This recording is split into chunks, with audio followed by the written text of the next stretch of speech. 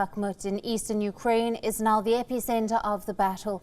Russian and Ukrainian forces are locked in a gruesome exchange, battling through the streets of the eastern city. After months of fighting, the tide is changing against Kiev. Reports from the front lines indicate that the Russian troops have encircled Bakhmut and are tightening their grip with every passing hour. The Wagner group is leading the fight for Russia here, and it issued a warning to Kiev asking Ukrainians to abandon the city. Wagner group claims it has now almost completely surrounded the city, and only one road is still open for Ukraine's soldiers.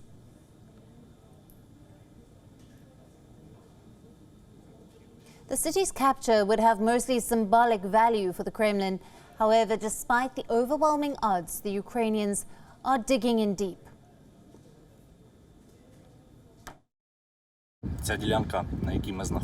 This area is under constant shelling. We are trying to suppress the enemy. They throw cannon fodder at us. Mostly we hit equipment because we operate 152 caliber, and that is how we help our infantry.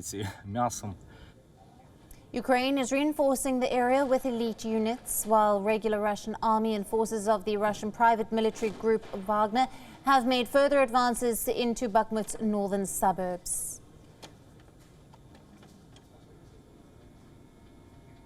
On Saturday, Russian Defense Minister Sergei Shoigu carried out an inspection of the front line in eastern Ukraine. Shoigu handed out awards to servicemen and women. Moscow says the defense minister was in southern Donetsk region without specifying the exact place or time.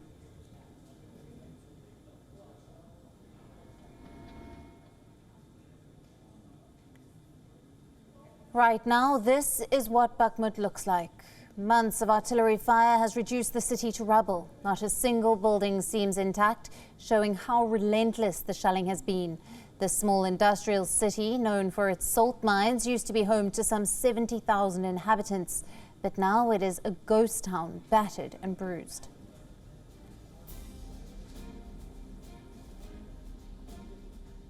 The fighting has forced most of its residents to flee. Those remaining were forced to hide in basements, only venturing out for essential food and fuel. But even those are now fleeing as they have no access to gas, electricity or water.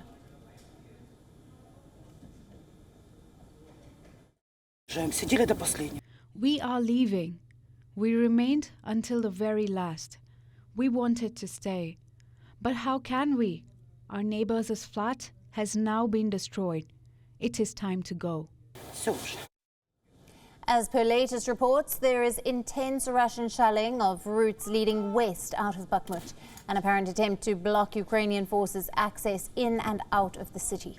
Ukrainian soldiers are working to repair the damaged roads, and more troops are rushing toward the front line in a sign that Ukraine was not yet ready to give up the city. Ukrainian Air Force is providing crucial air support to troops on the ground.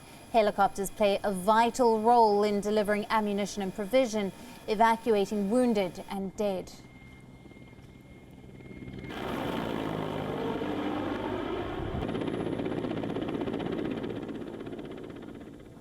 For Russia, a victory in Bakhmut will be a stepping stone in capturing the surrounding Donbas region, an important war aim. Its capture could possibly allow the Russians to try to advance westwards towards Kramatorsk, but that city was well defended during the previous attack. This time, however, a retreat by Kiev could well be on the cards.